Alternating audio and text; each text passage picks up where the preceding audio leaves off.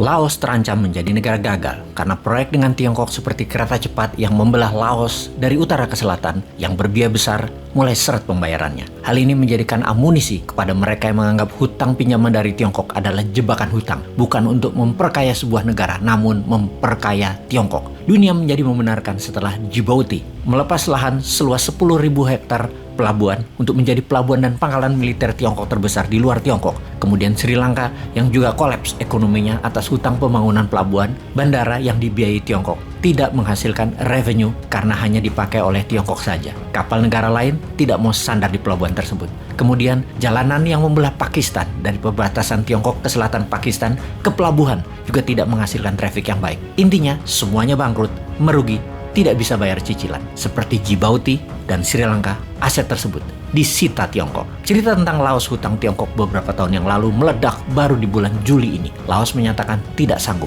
default. Ini menjadikan amunisi bagi pengkritik China debt trap diplomasi dalam tanda kutip yang dengan lantang mengatakan, "Tuh kan, gue bilang juga apa?" Dapat dipastikan, ke depan proyek Tiongkok di Laos diambil alih Tiongkok selama 50 tahun ke depan. Laos tidak perlu membayar cicilan dan pokok, namun selama 50 tahun dikelola Tiongkok aset-aset pembangunan tersebut, salah satunya kereta cepat di Laos, diambil Tiongkok. Pastinya, Laos memiliki hutang 14,5 billion dolar. Kecil memang kalau dalam ukuran dagang, namun Laos bukan negara eksportir kelas dunia. Hutang yang bernilai 14,5 billion cukup membuat ekonomi Laos terganggu karena 14,5 billion adalah 88% dari nilai GDP negara Laos. Dan itu hutang jadi besar sekali nilainya. Sudah kategori berbahaya. Ini yang membuat pengkritik debt trap Tiongkok selalu mengingatkan, Tiongkok memang menarget negara yang tidak mampu bayar untuk membuat atau membangun hal yang kurang terlalu dibutuhkan negara tersebut, namun memiliki pengaruh politik atas pejabat yang berkuasa agar terlihat keren dan terlihat membangun. Kembali ke Laos, proyek kereta api dari ibu kota Laos, Vientiane, ke kota di Tiongkok, Kunming,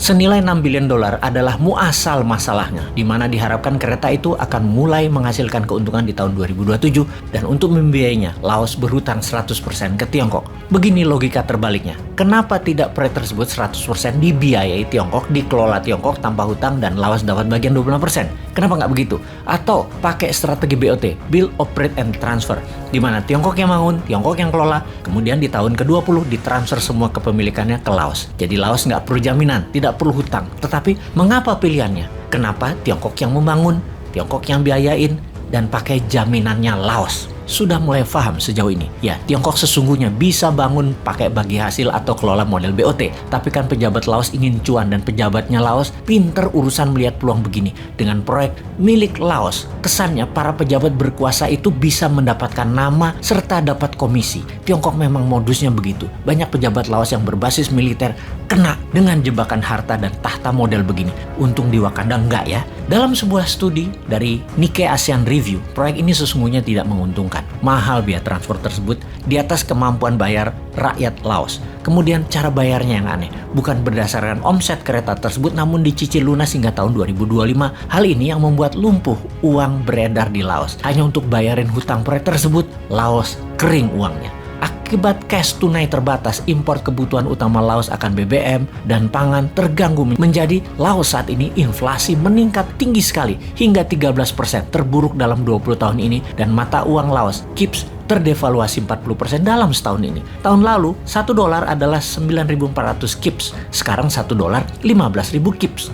Sama ya, 1 dolar 15 ribuan, kayak rupiah ya. Balik ke Laos. Laos inflasi dan devaluasi bukan karena efek perang Ukraina, tetapi jauh sebelumnya. Ditambah perang Ukraina dan harga BBM dunia naik, Laos bangkrut dan gagal bayar hutang jadinya. Bagaimana Indonesia melihat peluang ini? Laos adalah negara ASEAN. Kalau Indonesia mau jadi raja di ASEAN, bail out hutang Laos. Lakukan seperti India membail out sebagian hutang Sri Lanka. India pasang kaki di sana, di mana India bisa menjadikan Sri Lanka buffer country, juga kendali ekonomi Sri Lanka. Demikian juga strategi luar negeri bernegaranya Indonesia. Dulu Indonesia kendalikan Vietnam, Thailand, Malaysia, dan Singapura. Sekarang ada peluang lagi, yaitu ambil Laos, kemudian Myanmar, Solomon Island, dan Bougainville, serta Timur Timur. Semua bisa Indonesia pengaruhi. Indonesia harus ambil peluang, jangan malah Indonesia kayak Laos. Enggak lah, pinter pejabatnya kok. Enggak mungkin kejebak kayak Laos yang pejabatnya super ego dan rakyatnya nggak paham karena dijejali buzzer propaganda supaya nggak ngeh jebakan Tiongkok, malah memuja Tiongkok. Indonesia beda.